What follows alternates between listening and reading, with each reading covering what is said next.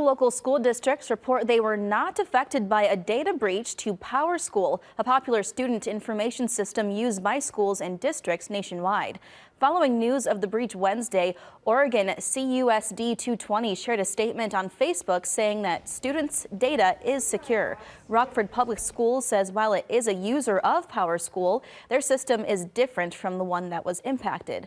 Leaders say most of the information was directory information, such as names and contact details. However, according to Bleeping Computer, some districts may have included more sensitive information like social security numbers. Schools are one of those really ripe targets because we have a lot of data about a lot of people, both our students and our teachers, and bad actors are looking to use that for their advantage.